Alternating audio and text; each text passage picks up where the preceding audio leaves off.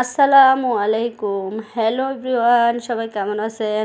আশা করি সবাই ভালো আছেন। আমিও আল্লাহর অশেষ রহমতে আলহামদুলিল্লাহ ভালো আছি। বাজারে গিয়েছি, বাজারে যেয়ে কি কিনবো, কি আনবো, কি খাবো, কোনো কিছুই ভালো লাগে না। চিন্তা করতে হয় কোনটার সাথে কোনটা করতে হবে। মানে একটা ভাজি একটা তরকারি তো অবশ্যই রাখতে হয়, তারপরে ভাইবা পাই না, আর সব কিছুই তরকারি ভালো লাগে না।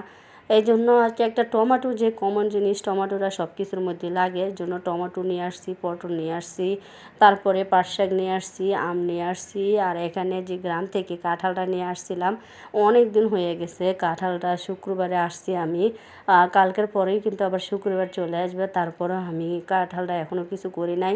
এই যে কাঁঠালটা কাটছি, দেখেন কত কষ, আমার খুবই ভয় লাগতেছে। হাতের মধ্যে সরিষা তেল দিয়ে তারপরে অনেকক্ষণ লাগায় কষগুলো উঠায়, এখন আবার এগুলো ধুয়ে ব্লান্ডার মেশিনে করে নিয়ে নিলাম। এই তরকারিটা আমার কাছে এতটাই ভালো লাগে। আমার বাঞ্ছারামপুরের আপু, আমার যে সেজ সেজ আপু, সে আপু এটা রান্না করছিল। এটা চিংড়ি মাছ দিয়ে চাবাসি দল দিয়ে মানে রান্না করে, মানে গরু গোস্ত যেভাবে রান্না করে ঠিক ওই সেম প্রসেসিংয়ে সব মশলা দিয়ে রান্না করা হয়।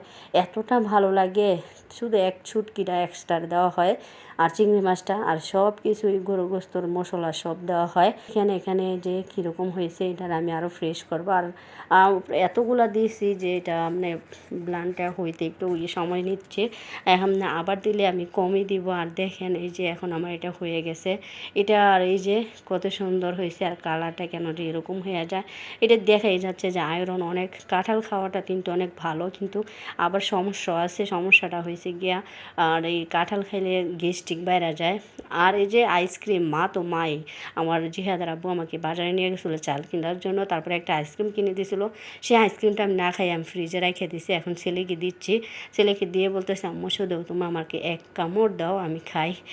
এমন ওই মা বাচ্চা হয়ে গেলে এরকম। এই যে কাঁঠালগুলো আমি 4 পোটলা করছি, 4 দিন রান্না করতে পারবো। আর আমার আপুকে, আমার আম্মুকে দিব। হ্যাঁ, আমার 2 আপু ওই বাসায় আছে, আর আমার আম্মু ওদেরকে দিব। আর এই যে এখন ফ্রিজে রাখিয়া দেবো। আর ফ্রিজটা নিয়ে আমি খুবই ডিপ্রেশনে আছি, কারণ কি সামনে যেহেতু কোরবানি চলে আসছে, আর আমার মানে ইফতারিগুলোই অনেকগুলো, একটা প্রায় অর্ধেক, একটা ডয়ারের অর্ধেকটা জায়গা নিয়ে নিচ্ছে। এখন এগুলো যদি থাকে, ঈদের মধ্যে যদি ওরা গোস্ত না রাখতে পারে, আমার এগুলো তো ফালাই দিবে। আমি এই জন্য টেনশনে আছি, ঈদের আগে এগুলোকে শেষ করতে পারবো কি না। ঈদ তো মিনিমাম আরও 1 মাসের উপরে আছে। এখন এর মধ্যে কি আমি খাইতে পারবো কি না, 2জন মানুষ। আর ওরা হয়তো বা মঙ্গলবারে শুধু করা হবে, তাছাড়া তো করা হবে না। আর এই মুহূর্তে আমাদের যে ডিপ ফ্রিজ একটা দরকার, ডিপ ফ্রিজ যে কিনবো সেরকম মানে টাকা পয়সা আমার হাতে নাই। ইচ্ছা আছে যে বাসা চেঞ্জ করব, আগে ফার্নিচার করব, তারপরে একটা ফ্রিজ কিনবো।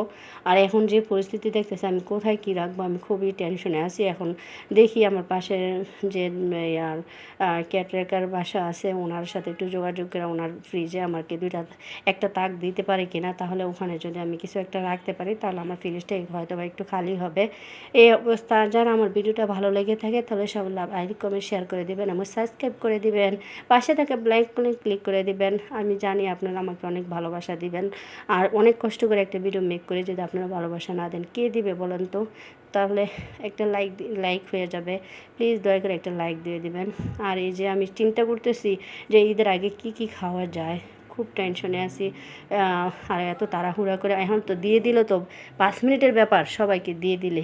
আসলে আমি তো ওরকম না, ওরকম না বলতে কি, আমার তো ওরকম টাকা পয়সা নাই। এগুলো তো আমার সবগুলোই দরকারি, টমেটো দরকারি। আর এই যে ইফতারিগুলো অনেকগুলো এত টাকার জিনিস, আমি কিন্তু ইফতারি বেশি খাওয়া হয় নাই।